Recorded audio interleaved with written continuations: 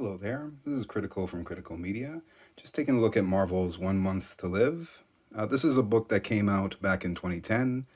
So this is during the heroic age, or, if you need to follow along, Civil War, Death of Captain America. There was like the Siege or Dark Reign at the time, and then the return to form, the status quo, during the heroic age of the 2010s. So, along with bringing things to the status quo, Marvel also wanted to, reinforce the idea that all of us could be heroes. We all have that hero within us, and this is no exception. Now, we'll just do a brief overview of the hardcover, as well as some plot points in art, or just talking points, I should say, because I'm mainly doing this because I just read this again after a long time, and it hit really close to home, especially in these past few years. Anywho, the book itself centers around the idea of cancer and how that affects us, and it's written by of course a writing team of four folks along with several artists.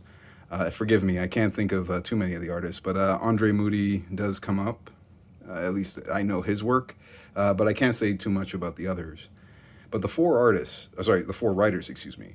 It is paired with Rick Remender, who gets top billing. Then there's Rob Williams, Stuart Moore, and then the great John Ostrander, who you may know from the modern interpretation of Suicide Squad, as well as Justice League International. My boy Captain Marvel was in that, so of course I read it. But anywho, we'll just look at the brief points here, and as to why those writers were chosen earlier. So just first, let's take a look at the overview here. So on the dust jacket, very basic, not too much going on, even in terms of colors. As you can see, maybe three colors at most, if you can include white there. And it's in pretty decent condition. You will find this book still cheap. So yeah, you'll probably spend maybe $20 at most. And it is a decent copy. Nothing much going on though. You have your typical fanfare there, general synopsis, some ideas of the guest appearances. Just a look at the spine, just how you can see how it stands on your bookshelf. And just typical fanfare. And being of the 2010s, Marvel didn't really do too much underneath, for the hardbacks. They used to prior to this, on some occasions, but not too much. So you'll see it has your typical black back with silver lettering, as well as on the spine. Nothing going on in the back. But I did find the silver lettering quite amusing considering how similar this story is to another. I'll bring that up in a bit. But anywho, this is more about what this story entails and, how it can relate to all of us. So in a nutshell, the story does come from us from four different writers, as I mentioned. And what brings them together is that all these writers have had a personal dealing with someone diagnosed with cancer, or living with somebody, or they themselves dealing with such a grief burden. But anywho, it just helps them focus on telling this story cohesively, and that's what I like. Even though it comes from four writers, it does have a nice flow, right? And I guess it's because they were all in the same room. They bounced off each other and knew exactly the focus of this book. So, as a brief synopsis, we're introduced to a character named Dennis Sykes. So, he's a well-to-do guy. He works for a bank. He's a very much a community man. Just a general idea of what he kind of does for a living. This is his home office. Just on the phone trying to defend, one of their clients who's maybe just on hard times, but his boss is very, well, I wouldn't say cold, but he's just about his business. So, he doesn't care. He just needs, folks to make their payments, or otherwise they take over, kind of thing, right? And along with this, he tries to defend those people. But on top of that, he's also a well-to-do guy in that after his sister's death, he did take in his niece, so that now she lives with him and his wife, Abby.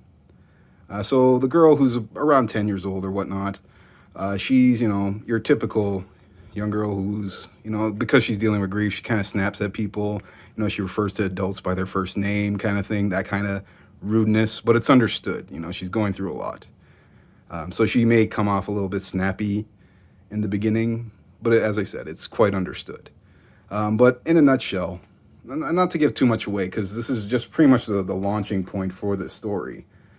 Here, let me just go to this page here. Yes. So this is pretty much a synopsis of the story. And yeah, if you think of Daredevil, I don't blame you. So essentially, he tries to step in and help out this medical van that's disposing waste. Somehow it's being jacked up by thugs.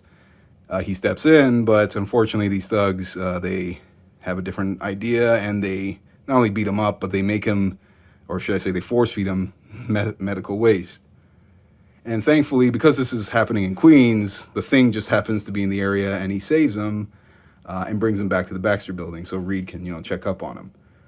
But unfortunately, Reed discovers he has suffered, or should I say, not suffered, but it seems that he has developed some form of cancer, and it's eating away at him to the point where, combined with those, that medical waste, it's now making him deteriorate faster and faster and faster.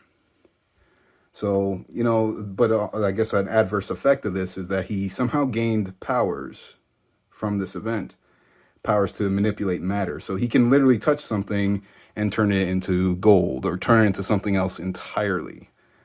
So using that gift, he wants to, make his life count in the end. So that's the beauty of this story, is that, he is a well-to-do guy.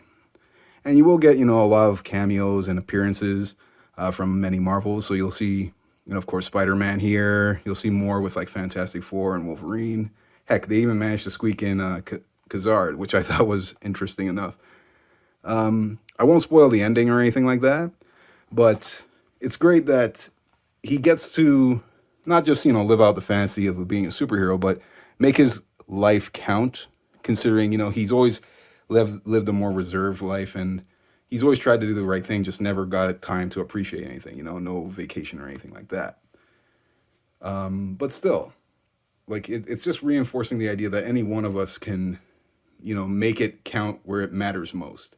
Sure, you just saw some panels where he's saving the galaxy or whatever, or, saving lives.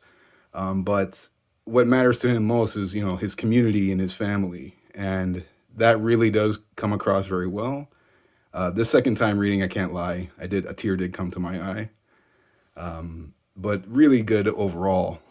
Just the way it manages to convey its story, get that point across, and you wish that all of us can have that kind of swan song.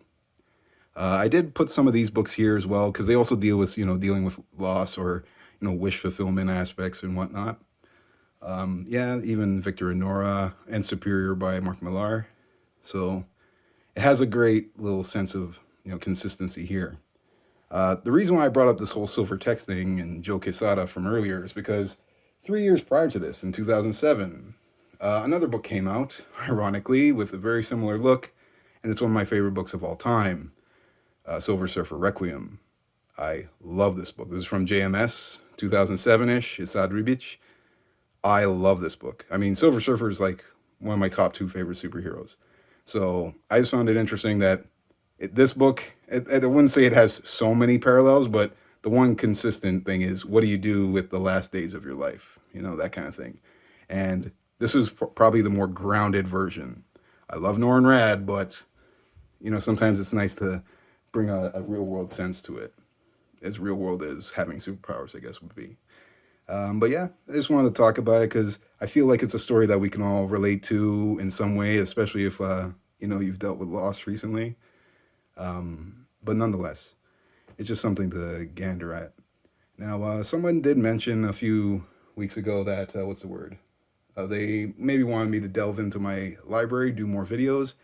I kind of wanted to do more oddities, but I'll just show an image here of some of the books in my library. If you want me to do a video, just feel free to leave a comment down below. And hey, you might see me in another video pretty soon. But nonetheless, folks, you take care and enjoy the rest of your day.